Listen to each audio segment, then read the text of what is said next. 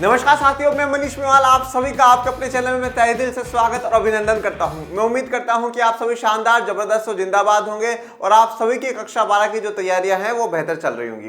इन्हीं तैयारियों को और भी धमाकेदार धांसू बनाने के लिए आज हम लोग पढ़ेंगे कक्षा 12 की राजनीति विज्ञान में स्वतंत्र भारत में राजनीति की किताब का अध्याय 8, जो कि हमारा अंतिम अध्याय है, जिसका नाम है भारतीय राजनीति नए बदलाव। तो भारतीय राजनीति में क्या क्या बदलाव हुए 1990 के दशक में, उनकी चर्चा हम लोग कर रहे थे और उसी में आज हमारा लेक्चर नंबर 4 है।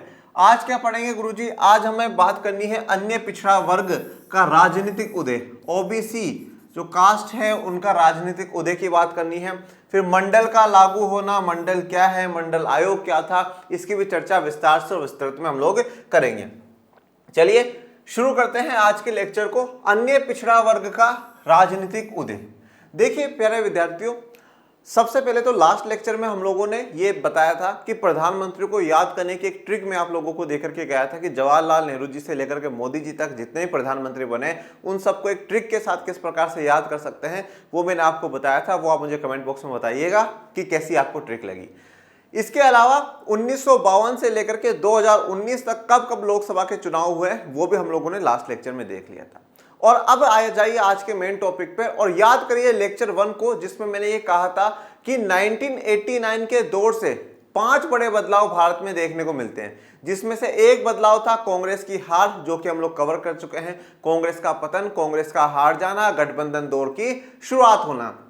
उसके बाद दूसरा मुद्दा था मंडल आयोग का लागू होना, वही मंडल आयोग की बात हम आज करने जा रहे हैं। फिर तीसरा मुद्दा है बाबरी मस्जिद का गिर जाना, बाबरी मस्जिद को गिराया जाना, वो मुद्दा है, वो हम आगे डिस्कस करेंगे। फिर हम बात करेंगे नई आर्थिक नीतियों की, जो नई आर्थिक नीतियां आई, new economic policy Manmohan Singh ji वित्त मंत्री के तौर पर लेकर के आए, एलपीजी, उसकी बात हम लोगों को करनी है। इस प्रकार से 5 जो मुद्दे हैं, इन 5 मुद्दों की इस अंतिम अध्याय में हम लोगों को बात करनी है। और अब आज जो हम लोग पढ़ेंगे वो पढ़ेंगे अन्य पिछड़ा वर्ग का राजनीतिक उदय। सबसे पहले तो आप लोगों को ये समझ में आना चाहिए कि अन्य पिछड़ा वर्ग है क्या। तो हम कुछ भी घटना अगर आज होती है तो हमें उसके लिए इतिहास में जाना होता है। जैसा कि हमने लास्ट लेक्चर में देखा कि अगर गठबंधन का युग है, गठबंधन का दौर है, तो वो सडनली 1989 में बनना शुरू नहीं हुआ।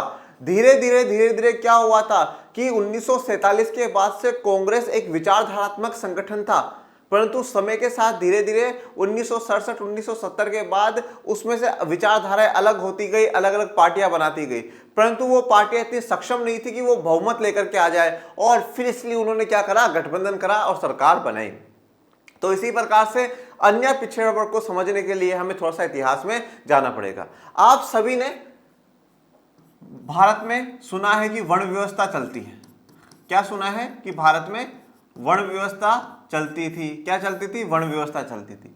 इस वर्ण व्यवस्था के अनुसार यह कहा गया कि भैया सबसे ऊपर जो होगा वो ब्राह्मण होगा, सबसे ऊपर ब्राह्मण, उसके बाद दूसरे नंबर पे क्षत्रिय, तीसरे नंबर पे वैश्य,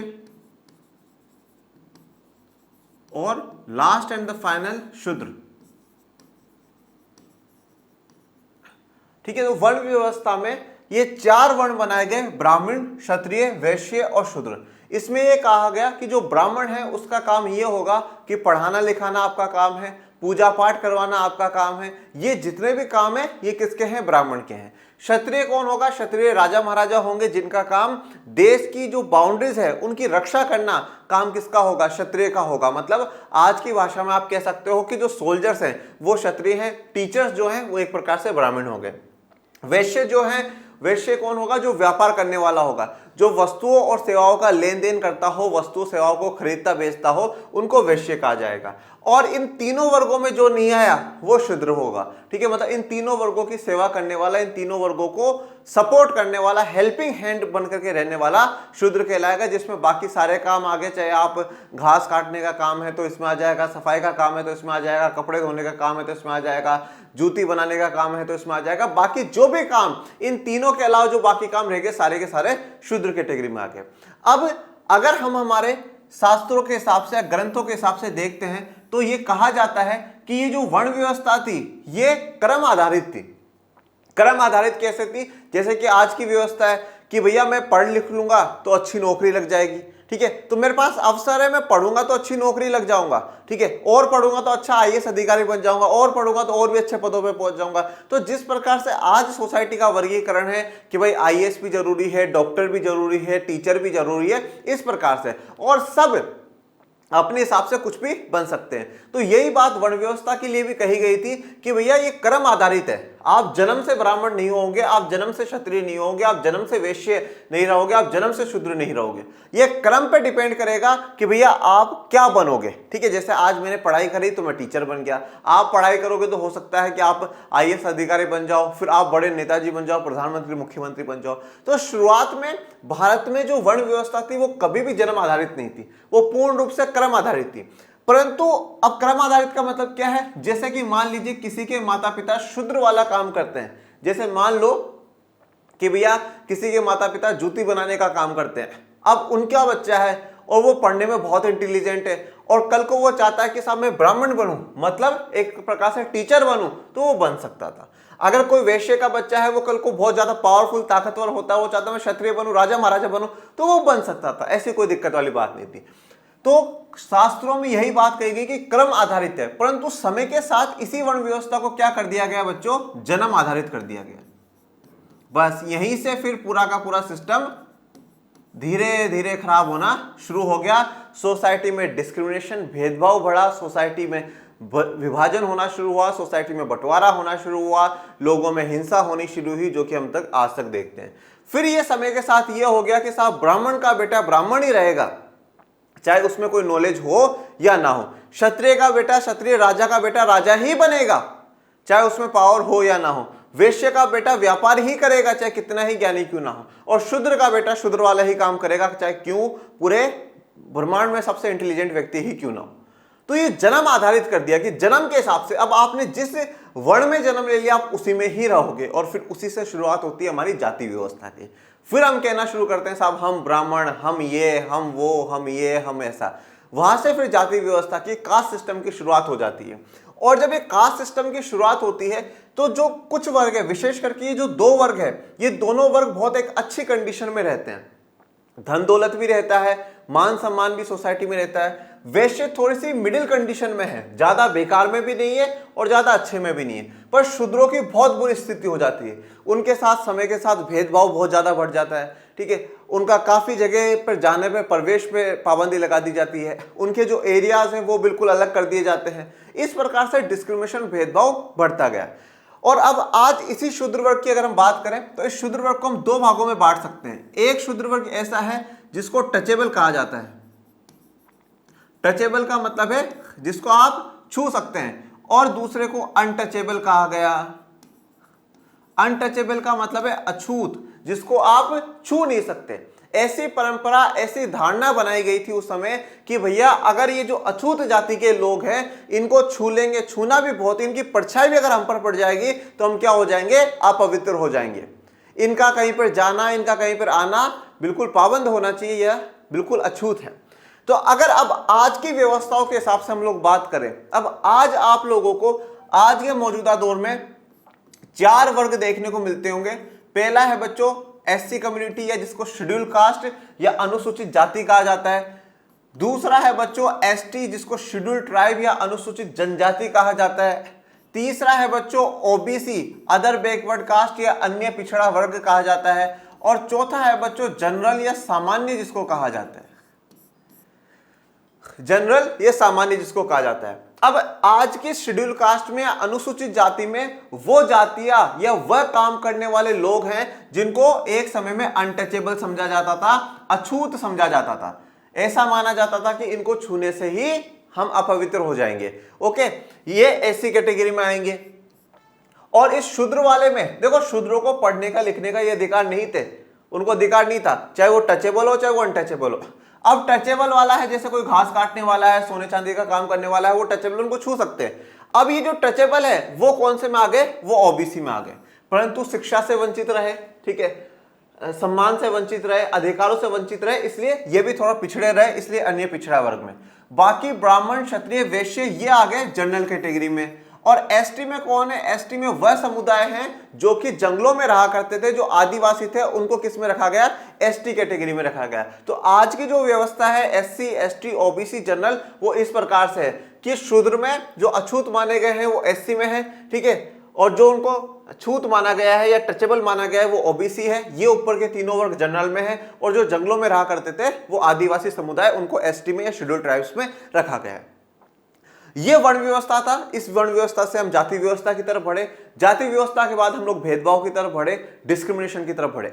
मैंने पहले भी लेक्चर्स में कहा है कि ये बात आप बिल्कुल भी नहीं कह सकते कि नहीं साहब भेदभाव हुआ ही नहीं है। जो लोग ये कहते हैं कि नहीं साहब अंग्रेज आए और अंग्रेजों के आने के बाद भेदभाव शुरू हुआ, दलित जाति, इनको आप दलित कम्युनिटी भी कहते हैं कि नहीं भैया उनके अंग्रेजों के आने के बाद ही भेदभाव होना शुरू हुआ। ऐसा नहीं है, भेदभाव का एक काफी लंबा समय रहा है, ठीक है, भेदभाव भी रहा, और भेदभाव मैं कहता हूं कि बहुत हाई लेवल का, जिसकी मतलब मैं कभी कभार ऐसा सोचता हूं कि जिस भारतीय संस्कृति में वसुदैव कुटुंबकम की बात करी गई हो, जिस भारतीय संस्कृति ने दुनिया को यह कहा कि पूरा विश्व परिवार है, उस भारत में ऐसी कहां से धारणाएं बनी कि भैया वो अछूत, हम छूत, हम बड़े, वो नीचे, कैसा? और अगर कोई व्यक्ति इस आधार पर मानता है कि साहब उसने एक पर्टिकुलर जाति में, एक पर्टिकुलर वर्ग में जन्म ले लिया और उस वर्ग में, उस जाति में जन्म लेने से ही वो महान हो गया या उसके जन्म लेने से ही वो नीच हो गया, तो फिर वो व्यक्ति मेरी नजर में व्यक्ति नहीं है। आज भी मैं काफी पढ़े लिखे लोगों को देखता हूं जो जाति व्यवस्था को बहुत मानते हैं, जो लड़का लड़की में भेदभाव करते हैं, तो मैं मानता हूं कि पढ़ाई बिल्कुल बेकार है। और अगर बच्चों आप भी सोशल साइंस पढ़ करके, पॉलिटिकल साइंस पढ़ करके आप भी जाति पर, लिंग पर, धर्म पर, इनके आधार पर लोगों के साथ भेदभाव करते हो, तो आपकी पढ़ाई बेकार है बेटा। शिक्षा इसलिए जरूरी है क्योंकि हमारे मानव मस्तिष्क का विकास होना चाहिए। हमें ये चीज सोचनी समझनी चाहिए, हमें साइंटिफिक नजरिया है ना वो अपनाना चाहिए कि यार किसी एक जगह से जन्म लेने के कारण वो अछूत हो जाएगा, कैसे पॉसिबल? बिल्कुल भी पॉसिबल नहीं है। तो वो पॉसिबिलिटी नहीं है तो उसको हट जाना चाहिए। तो ये वाली व्यवस्था थी, ठीक है। अब फिर इस व्यवस्था में अत्याचार हुए, भेदभाव हुआ, डिस्क्रिमिनेशन हुआ। समय समय पर यह आवाज भी उठाई गई, हमारे संतों के द्वारा उठाए गए। जैसे आप आदि शंकराचार्य देखेंगे, संत कबीर देखेंगे, संत रैदास देखेंगे, ठीक है। भक्ति सूफी मूवमेंट के जो संत महात्मा रहे उन्होंने ये बात कही कि साहब ये जो जातिवाद है, ये जो छुआछूत है, इसको खत्म करना चाहिए। भगवान के घर में कोई ऐसी बात नहीं है। ये जो आप लोगों ने गलत ट्रांसलेशन कर दिया है कि नहीं साहब ये तो कर्म आधारित नहीं, जन्म आधारित है, मैं इस वर्ग में हूं तो मेरा बेटा भी इस वर्ग में रहेगा, ये बिल्कुल गलत है। ऐसा नहीं होना चाहिए। भगवान के घर में सब एक है, सब समान है, उसकी नजर में सब समान है। जिस 5 तत्वों से शरीर तुम्हारा उच्च जाति के लोगों का बना है, उसी 5 तत्वों से शरीर लोअर कास्ट का भी बना है। तो फिर डिफरेंस कैसा? जिस दिन तुम मरोगे उस दिन भी तुम्हारी आत्मा निकल करके जाएगी, और उस दिन वो मरेगा उस दिन उसकी भी आत्मा निकल करके जाएगी। मतलब आत्मा सत्य है, और जब सत्य वो है तो तुम फिर किसके पीछे भाग रहे हो? ये बात संतों ने कह करके बहुत समझाने की कोशिश करी सोसाइटी को, पर सोसाइटी के कुछ लोग मानने को तैयार नहीं थे। वो इस बात को मान करके चल रहे थे, नहीं साहब जाति व्यवस्था सत्य है और इसको मानना चाहिए, वो अछूत है, हम बड़े हैं, हम बड़े हैं, वो छोटे हैं। इस प्रकार से सिस्टम चलता रहा। और जैसे मैंने पहले भी आपको चाणक्य की कहानी सुनाई कि चाणक्य ने चंद्रगुप्त मौर्य को राजा बनाने के लिए बिल्कुल सभी से लड़ गया, सभी उनसे लड़ गया जो उनका विरोध कर रहे थे कि नहीं साहब एक सिर्फ क्षत्रिय ही राजा बन सकता है। तो फिर चाणक्य ने बताया भाई ऐसा नहीं है, कोई भी राजा बन सकता है, ये कर्म आधारित है, कर्म जो करेगा उस हिसाब से चलेगा। तो कर्म आधारित ही होनी चाहिए थी, परंतु उसको जन्म आधारित बना दी गई।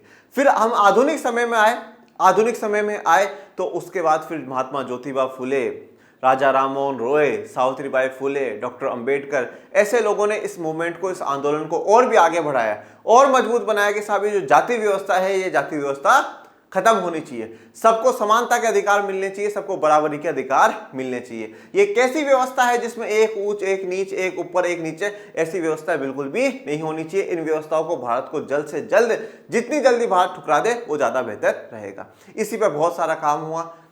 अंग्रेज भारत छोड़ करके चले गए, उसके बाद भारत के संविधान का निर्माण हुआ, और भारत के संविधान निर्माण के बाद देश के दलितों को, देश के पिछड़ी जाति के लोगों को, देश की महिलाओं को बड़े अधिकार देने का काम भारत के संविधान ने करा। जो लोग कहते हैं कि भारत का संविधान कमजोर है, मैं कह देता हूं भारत का संविधान जितना ताकतवर संविधान कोई नहीं है। भारत का संविधान वह संविधान है जहां महिलाओं को घरों में रखा जाता था, आज उसी संविधान ने महिलाओं को देश के बड़े बड़े पदों पर पहुंचा दिया। यह वही संविधान है जहां पर देश में दलितों को, पिछड़ों को बिल्कुल आगे जाने की इजाजत नहीं थी। आज उनको बड़े बड़े पदों पर पहुंचाने वाला भारत का संविधान है। तो भारत का संविधान बड़ा ताकतवर है। और एक कोई कवि या कोई लेखक एक बहुत अच्छी बात लिखते हैं और वो कहते हैं कि 1950 से पहले जब भारत में संविधान लागू नहीं हुआ था तो एक पिछड़ी जाति या दलित जाति की जो महिला हुआ करती थी, उसकी जो कोख में बच्चा हुआ करता था, तो वो सपने नहीं देखा करती थी कि मैं मेरे बेटे को ये बनाऊंगी, मेरी बेटी को ये बनाऊंगी, ऐसा डॉक्टर बनाऊंगी, इंजीनियर बनाऊंगी, आईएएस बनाऊंगी। क्यों? क्योंकि अधिकार ही नहीं था, नहीं बना पाते थे, क्योंकि व्यवस्था समाज ने ऐसी रच दी थी। परंतु 1950 में संविधान लागू होने के बाद हर महिला ये सोचती है कि मेरा बेटा जिस दिन जन्म लेगा, मेरी बेटी जिस दिन जन्म लेगी, उस दिन मैं उसको डॉक्टर बनाऊंगी, इंजीनियर बनाऊंगी, कलेक्टर बनाऊंगी। तो इसलिए आप लोग एक बार संविधान को भी धन्यवाद बोला कीजिए कि उसने समानता स्थापित करने में एक बड़ा योगदान दिया है। सामाजिक व्यवस्था, और मैं हमेशा एक बात कहता हूं, ये बात ऐसी नहीं है कि जो भेदभाव या डिस्क्रिमिनेशन है इंडियन सोसाइटी में ही रहा है, ये दिमाग की उपज है बेटा। आप अमेरिका में चले जाइए, काले गोरों में भेदभाव हो जाएगा। आप दक्षिण अफ्रीका में चले जाइए, काले गोरों के बीच में भेदभाव हो जाएगा। कहीं पर महिला पुरुषों के बीच में भेदभाव है। तो ये तो दिमाग की उपज है। तो ये जो उपज है ना, ये उपज ही गलत है बस। ये जो सोचते हैं ना कि हम ऊपर और दूसरे नीचे, और जिस दिन हमारे में ये भाव आ जाता है कि नहीं साहब मैं श्रेष्ठ हूं, मैं श्रेष्ठ हूं, बस वही भाव खत्म है। आप हमेशा बेटा जितना नीचा होकर के रह सकते हैं, जितना नीचे झुक करके रह सकते हैं, उतना नीचे झुक करके रहिए। मेरे गुरुदेव श्री ओम प्रकाश जी महाराज कहा करते थे कि बेटा मनीष, जो छोटा बनकर के पाया जा सकता है ना, वो बड़ा बनकर के नहीं पाया जा सकता। तो आप जितने छोटे बन सकते हो इतने छोटे बनो कि समाज का में अंतिम पायदान पे खड़ा हुआ व्यक्ति भी आपसे मिल सके। इतने छोटे बनो और इतने बड़े बनो कि हर पद में आप सबसे बड़े हो। तो पद हमेशा बड़ा रखो और कद हमेशा छोटा रखो। पद इतना रखो कि आपके पास बहुत ज्यादा ताकत हो, और कद ऐसा रखो कि समाज का अंतिम व्यक्ति भी आपके साथ आकर के बैठ सके, आपसे बात करते समय उसके मन में झिझक ना हो, ऐसा व्यक्ति बनिए। आप खुद को इतना श्रेष्ठ मत बनाइए। डॉक्टर विकास दिव्यकीर्ति सर कहते हैं कि जब मैं बड़ी बड़ी यूनिवर्सिटी के प्रोफेसर से मिलता हूं तो वो ये कहते हैं कि सर आप हमें प्रोफेसर मत कहिए, हम स्टूडेंट हैं, अभी हम खुद सीख करके पढ़ा रहे हैं। ये उनका बड़प्पन है उन प्रोफेसर्स का। वो खुद को श्रेष्ठ नहीं बता रहे हैं, तो कभी भी खुद को श्रेष्ठ नहीं, बस हमेशा हम सीख रहे हैं, हम सीख रहे हैं। जब श्रेष्ठ का भाव आ जाता है ना बच्चों, तब हमारा समाज का पतन होना शुरू हो जाता है। रावण की मृत्यु क्यों हुई? क्योंकि उसमें यह भाव था, साहब पूरे ब्रह्मांड में मुझे कोई चैलेंज नहीं कर सकता, मुझे कोई नहीं हरा सकता। अरे भाई ऐसा कैसे पॉसिबल है? ये श्रेष्ठता है ना, ये श्रेष्ठता ही खत्म हो जाती है। आप कोशिश करिए कि मैं हमेशा श्रेष्ठ बनूंगा बनूंगा बनूंगा बनूंगा, उसमें प्रयास करते रहिए, परंतु दुनिया को ये दिखाई मत कि नहीं साहब बस मैं ही श्रेष्ठ हूं, मेरे अलावा कोई भी नहीं। अगर आप बच्चों यहां पर होना तो विश्वास करिए कि आपसे 1000 गुना लोग ऊपर भी हैं और 1000 गुना नीचे भी हैं। ओके, तो ये वर्ण व्यवस्था, उस वर्ण व्यवस्था से आई जाति व्यवस्था, और जाति व्यवस्था के बाद की जो अभी SC ST OBC जनरल है, ये कहानी मैंने आप लोगों को बताया। अब बात कर लेते हैं थोड़ी सी रिजर्वेशन की या आरक्षण की, कि रिजर्वेशन या आरक्षण जिसके अब इस वाले टॉपिक में आज के और नेक्स्ट लेक्चर में मुद्दा उठने वाला है। रिजर्वेशन या आरक्षण जो है मैं क्लास 11th में भी पढ़ा चुका हूं। देखो बच्चों, रिजर्वेशन का मतलब क्या होता है? जैसे आप रेलवे में कभी जाएंगे तो आप अपनी एक सीट रिजर्व करवा सकते हैं, बुक करवा सकते हैं। जैसे उस पर लिख दिया कि साहब इस वाले कोच में ये वाला जो सीट नंबर है वो मनीष सर के नाम से रिजर्व्ड है, बुक है, तो उस पर मनीष सर ही जाकर के बैठेंगे, उस पर मनीष सर ही जाकर के बैठेंगे। इनकेस अगर मनीष सर नहीं आते हैं तो वहां पर टीटी दूसरे को दे सकता है। एक प्रकार से वो रिजर्वेशन हो गया।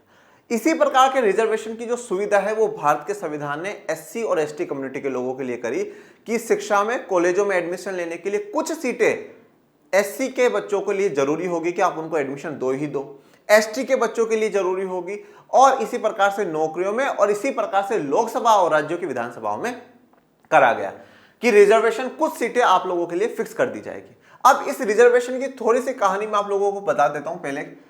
अब आप सभी ने कक्षा 10 में 1932 में जो पूना पैक्ट हुआ था, उस पूना पैक्ट के बारे में पढ़ा होगा। पूना समझौता। पूना समझौता क्या है बच्चों?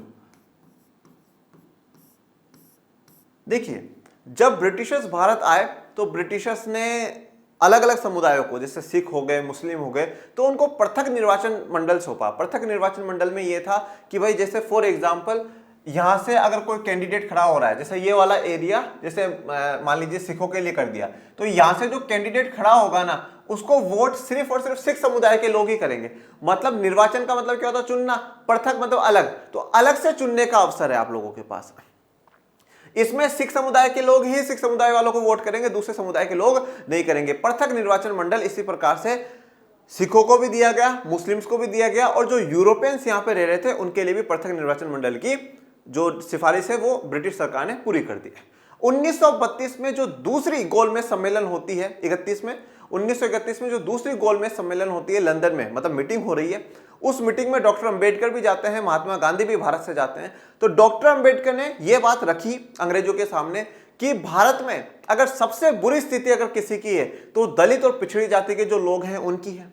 ठीक है, क्यों? क्योंकि जो हिंदू धर्म के लोग हैं वो तो उनको अछूत मानते हैं, वो तो उनको पिछड़ा हुआ मानते ही हैं, और दूसरे धर्म के लोग भी उनकी रेस्पेक्ट नहीं करते कि साहब इनको कोई रेस्पेक्ट नहीं दे रहा। तो सबसे जो बुरी स्थिति है वो तो दलित और पिछड़ी जाति के लोगों की है। और आपने ये जो राजनीतिक सशक्तिकरण के लिए, राजनीतिक एम्पावरमेंट करने के लिए आपने सिखों को, मुसलमानों को और यूरोपियंस को पृथक निर्वाचन मंडल दिया है, इसकी सबसे ज्यादा आवश्यकता तो किसको है? दलितों को और पिछड़ी जाति के लोगों को है। तो इस बात को लेकर करके वहां पर सहमति बन गई कि साहब हाँ, पृथक निर्वाचन मंडल किसको? दलितों को भी दिया जाएगा। महात्मा गांधी वापस लौटते हैं। महात्मा गांधी उस समय पूना के यरवदा जेल में रहते हैं। वो अनशन पर बैठ जाते हैं। वो अनशन पे इसलिए बैठ जाते हैं, वो कहते हैं कि अगर इस प्रकार से दलितों को पृथक निर्वाचक मंडल अंग्रेजों ने दे दिया तो हिंदू समाज की जो एकता है, यूनिटी है, वो टूट जाएगी, और वो नहीं टूटनी चाहिए। वो अनशन पे बैठ गए कि भाई साहब ये लागू नहीं होना चाहिए। महात्मा गांधी जानते थे कि दलितों के जो लीडर हैं वो डॉक्टर अंबेडकर हैं, तो इस बात के लिए डॉक्टर अंबेडकर को मनाना पड़ेगा। कहा जाता है कि उस समय डॉक्टर अंबेडकर को काफी खत लिखे गए, डॉक्टर अंबेडकर को दूसरे लोगों के द्वारा काफी जान की धमकियां भी मिली, काफी ऐसी बातें कही जाती हैं।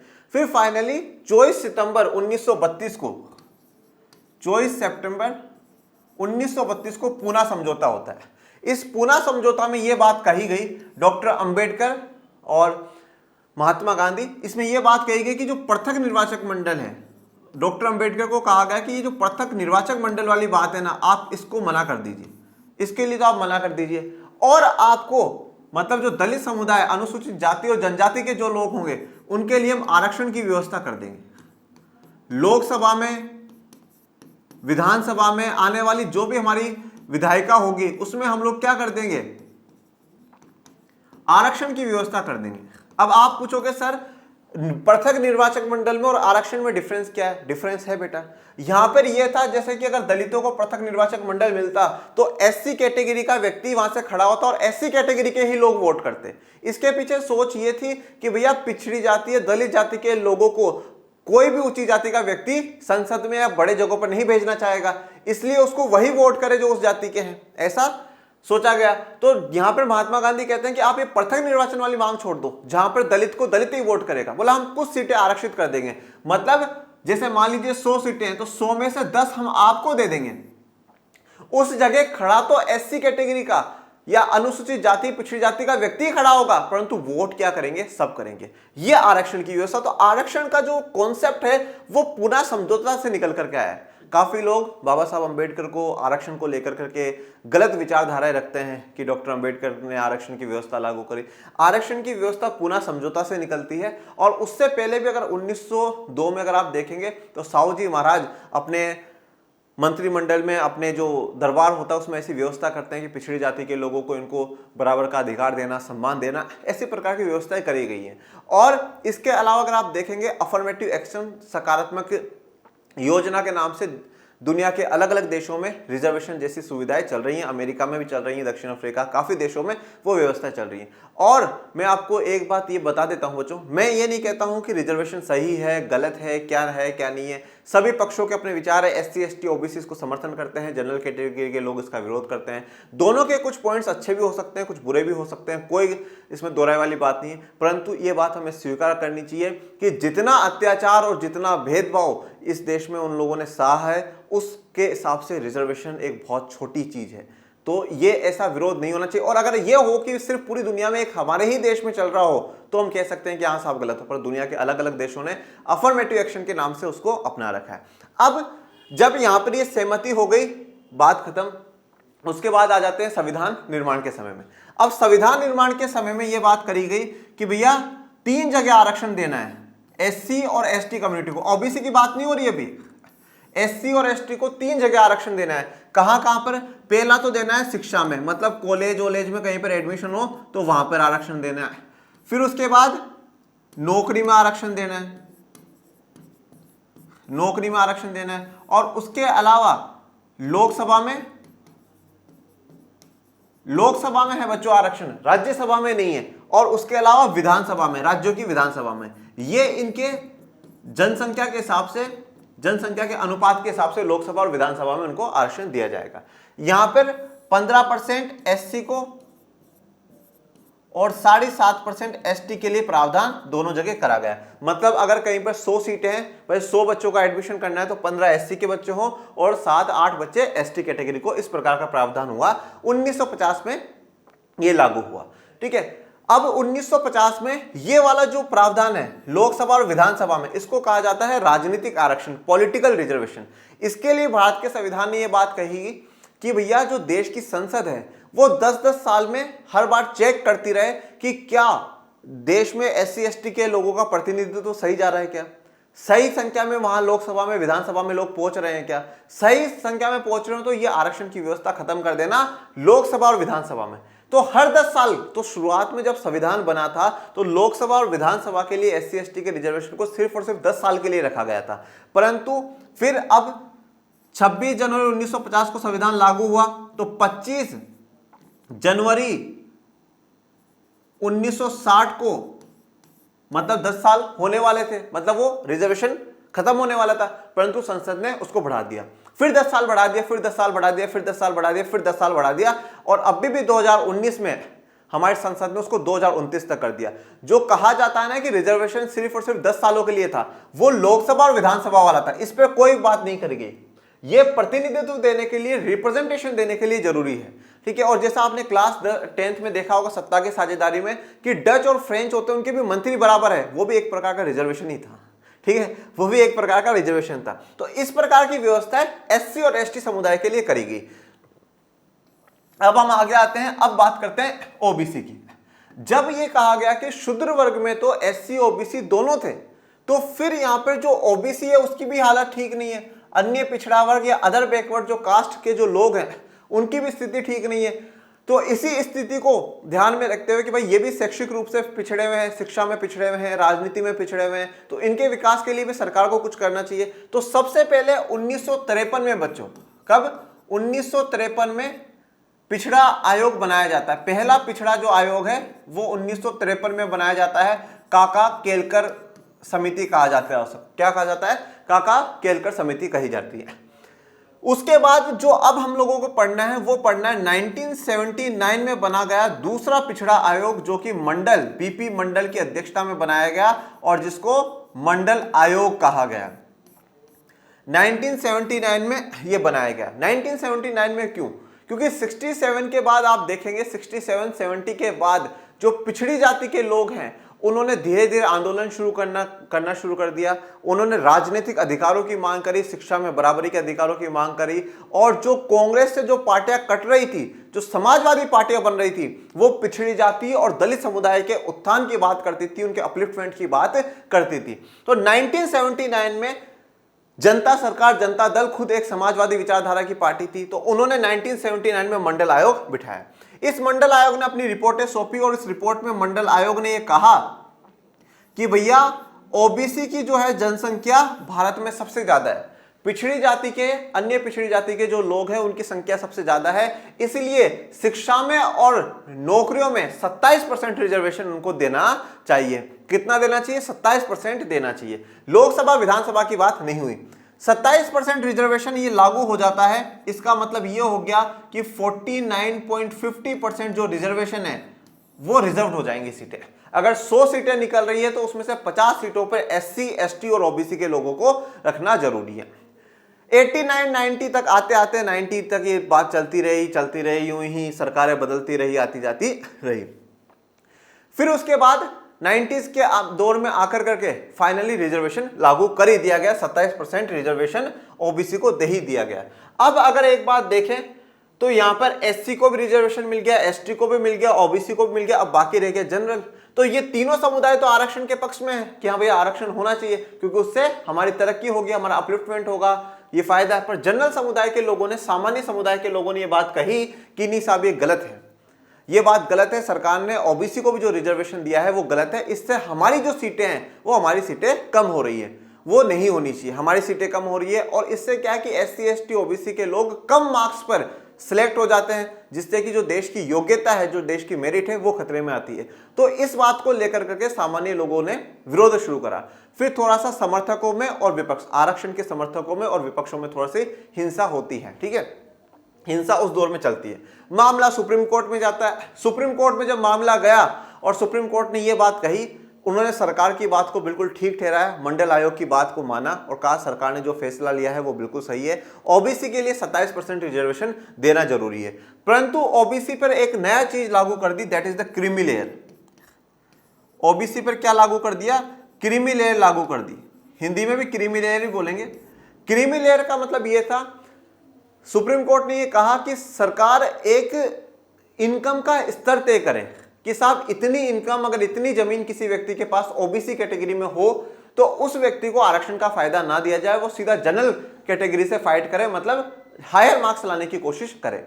सरकार ने इस बात को मान लिया। तो पहले समय पर 2 लाख रुपए जो व्यक्ति साल के कमा रहा है या उसके माता पिता कमा रहे हैं तो उसको रिजर्वेशन का फायदा नहीं, और अब भी ये 8 लाख तक पहुंच गई है कि जो भी ओबीसी कैटेगरी में 8 लाख से ज्यादा इनकम कर रहा है उनको रिजर्वेशन का फायदा नहीं मिलेगा, वो जनरल कैटेगरी में आएंगे। एससी एसटी पर ऐसा नहीं है। एससी एसटी में चाहे कितनी ही इनकम हो, उनको ये सीट रिजर्व जो है वो उसका रिजर्वेशन का फायदा मिलेगा, बेनिफिट मिलेगा। अब एससी एसटी ओबीसी तीनों को रिजर्वेशन मिल गया और रिजर्वेशन के तहत विकास भी हुआ, इसमें भी कोई डाउट वाली बात नहीं है। समय समय पर आप सुनते भी होंगे कि हाँ साहब आरक्षण को लेकर के विवाद चल रहा है। कोई कहता है आरक्षण को खत्म कर देना चाहिए, कोई जो पिछड़ी जातियां या दलित समुदाय के लोग हैं वो ये कहते हैं कि साहब हजारों सालों का जो शोषण है वो 70 साल या 75 साल में किस प्रकार से ठीक होगा। हजारों सालों तक जो बेनिफिट्स लिए अपर कास्ट ने और हम डिप्राइव्ड रहे, हम पिछड़े हुए रहे, वो 70-75 सालों में किस प्रकार से ठीक होगा, इस प्रकार का विवाद चलता रहता है। एक मुद्दा आप ये भी देखिएगा कि देश की विधायिका में, लोकसभा में रिजर्वेशन है, राज्यसभा में नहीं है। ओके, उसके अलावा फिर हम बात करते हैं कार्यपालिका में, सरकार बनाने में रिजर्वेशन नहीं। जो लोग ये कहते हैं ना कि साहब रिजर्वेशन के कारण हम पिछड़े में हैं या ऐसी बात बिल्कुल भी नहीं है। ठीक है, कार्यपालिका में प्रधानमंत्री, मंत्री बनाने में कोई रिजर्वेशन नहीं है। सरकार की मर्जी है, वो जिसको बनाए उसको बना सकती है। न्यायपालिका में सुप्रीम कोर्ट, हाई कोर्ट के जजेस में कोई रिजर्वेशन नहीं है। ठीक है, मार्केट है, मार्केट में कोई रिजर्वेशन नहीं है। मीडिया में कोई रिजर्वेशन नहीं है। मतलब जो हम कहते हैं कि 4-5 स्तंभ हमारे लोकतंत्र के हुआ करते हैं, वहां पर कहीं रिजर्वेशन नहीं है। वहां पर कहीं पर भी आरक्षण की व्यवस्था नहीं करी गई है। आरक्षण की व्यवस्था सिर्फ थोड़ा सा शिक्षा में उन वर्गों का स्तर उठाने के लिए, छोटी मोटी जॉब्स उनको थोड़ी सी अच्छी खासी मिल जाए और वो अपना आर्थिक और सामाजिक जीवन को बेहतर बना सके, उसके लिए आरक्षण की व्यवस्था करी गई है।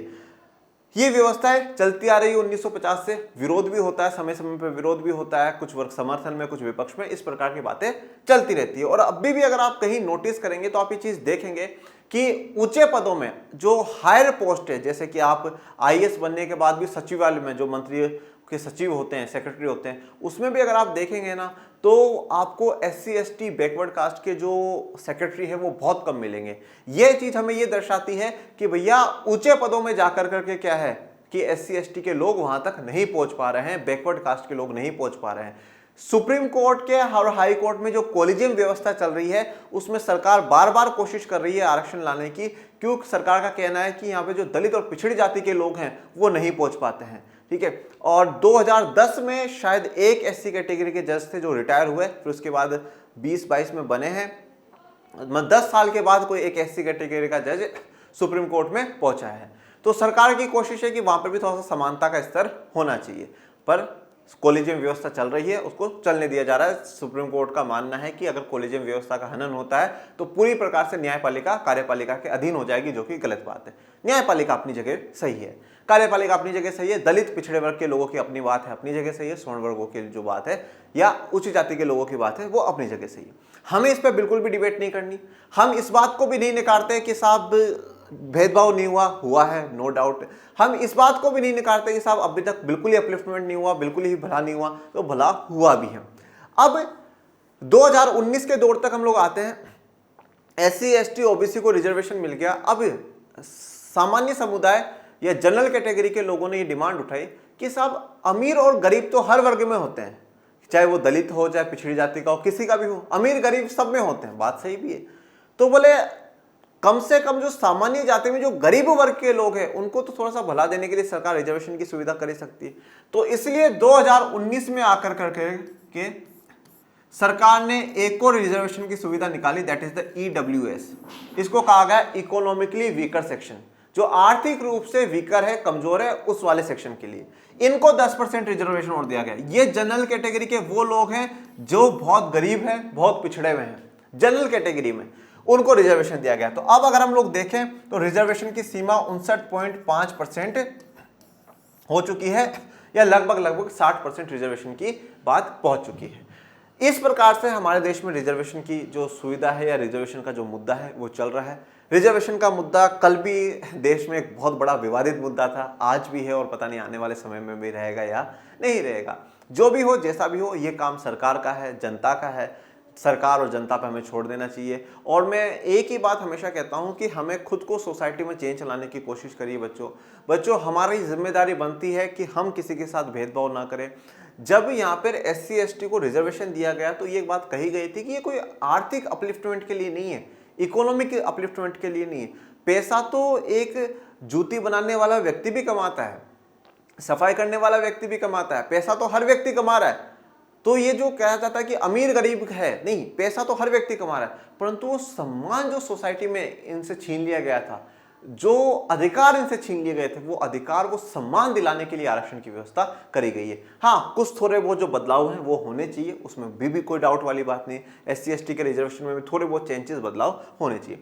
ये मैंने बच्चों आपको पूरी कहानी 1947 से पहले की वर्ण व्यवस्था, उसके बाद जाति व्यवस्था, जाति व्यवस्था के बाद 1950 में भारत का संविधान, उसमें SC ST OBC जनरल की बात, उसके बाद SC ST को जो रिजर्वेशन मिला, कहां कहां मिला वो बात, 10 साल के लिए क्या बात है वो बात, उसके बाद फिर OBC का उदय होना, उनकी डिमांड उठना, उस डिमांड में काका केलकर समिति का बनना, मंडल आयोग का बनना, मंडल आयोग में रिजर्वेशन की सिफारिश कर देना, उसके बाद सुप्रीम कोर्ट का फैसला, सुप्रीम कोर्ट के फैसले के बाद 2019 में जो सामान्य वर्ग है उसके EWS के आरक्षण तक की पूरी कहानी मैंने आप लोगों को समझा दी है। तो चलिए अब हम बढ़ते हैं आगे।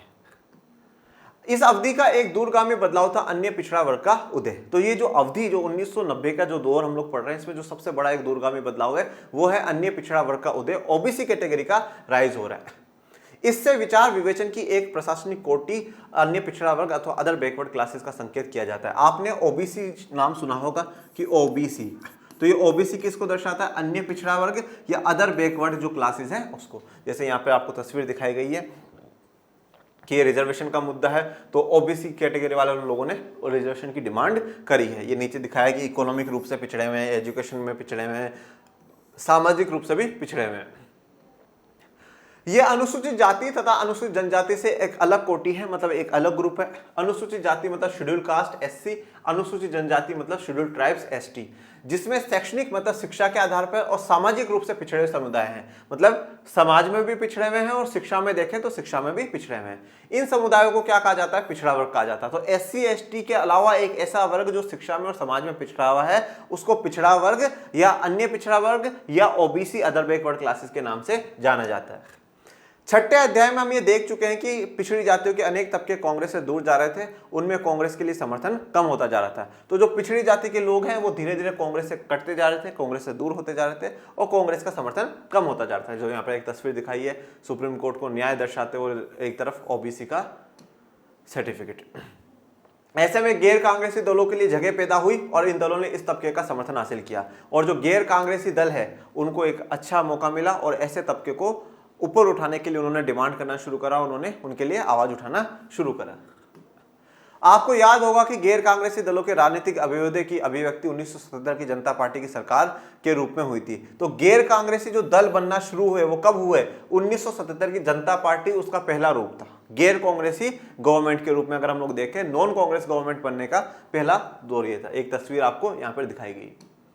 जनता पार्टी के कई घटक मसलन भारतीय क्रांति दल और संयुक्त सोशलिस्ट पार्टी का ग्रामीण इलाकों के अन्य पिछड़े वर्ग में ताकतवर जनाधार था। तो जो जनता पार्टी है, जनता दल है, उसमें काफी ऐसे ग्रुप थे जैसे भारतीय क्रांति दल, संयुक्त सोशलिस्ट पार्टी, इन सब का ग्रामीण क्षेत्र में अन्य पिछड़े वर्ग के साथ काफी ताकतवर जनाधार था, काफी सपोर्ट था इनके पास। अब बात करते हैं मंडल का लागू होना।